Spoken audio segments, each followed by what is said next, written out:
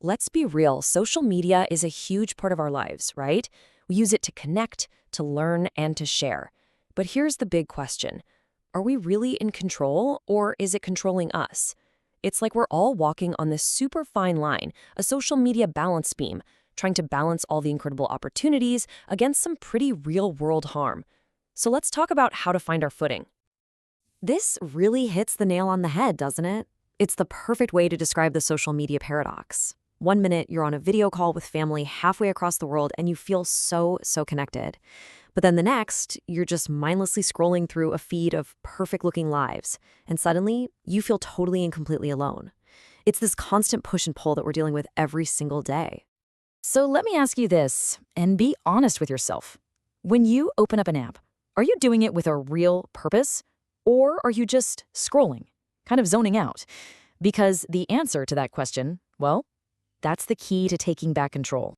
And that brings us to what we're calling the social media paradox. See, you've got this one tool in your hand that can literally build your future, help you learn new skills, make amazing connections, or it can completely shatter your focus and get you way off track from your goals. The outcome? It really all depends on how you decide to walk that balance beam. All right, so first, let's talk about the bright side. I mean, what happens when we use this tool for what it's really supposed to be? A world of connection and opportunity, all right there in our pocket. Just think about the sheer power here for a second. A small business, maybe working out of a garage, can reach customers all over the world.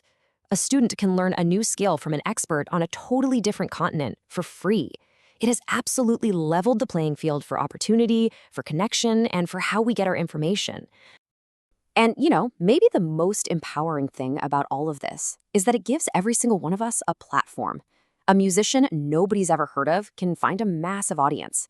A local activist can spark a global conversation. It's basically democratized having a voice, letting great ideas spread way beyond a single town or community.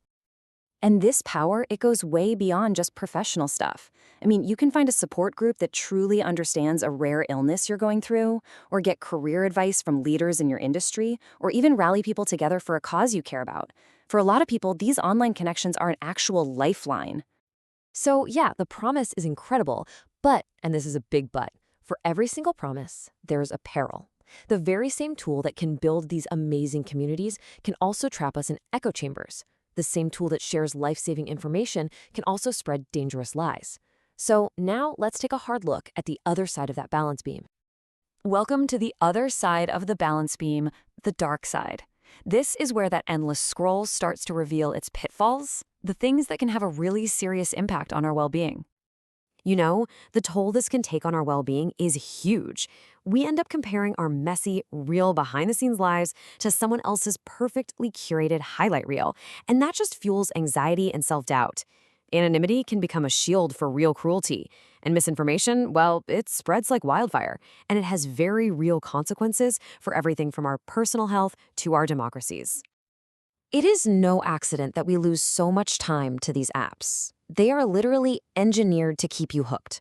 And that time sink, as you can see here, it isn't just a few lost minutes. It's stolen productivity during the day, which leads to poor sleep at night. It's a vicious cycle that can leave you feeling constantly exhausted and behind. And one of the snakiest dangers is this thing called the echo chamber. The algorithms are smart. They learn what you like, what you agree with, and then they just show you more and more of the same thing. This just reinforces what you already believe. It can seriously limit your exposure to different ideas, which makes it harder to understand other people, and honestly, makes it a whole lot easier for us to be divided. Okay, we've seen the good and we've seen the bad. So the big question is, how do we stay on the balance beam? How do we get the good without falling into the bad? Let's switch gears and talk about some practical solutions for scrolling smarter. Now, taking back control doesn't mean you have to delete everything and go live in a cabin in the woods. Nope. It's just about being intentional. So start by setting some boundaries. Use those built-in timers on your phone, schedule breaks. Then become the boss of your own feed. Unfollow accounts that just make you feel bad or angry. And on the flip side, actively create more than you consume.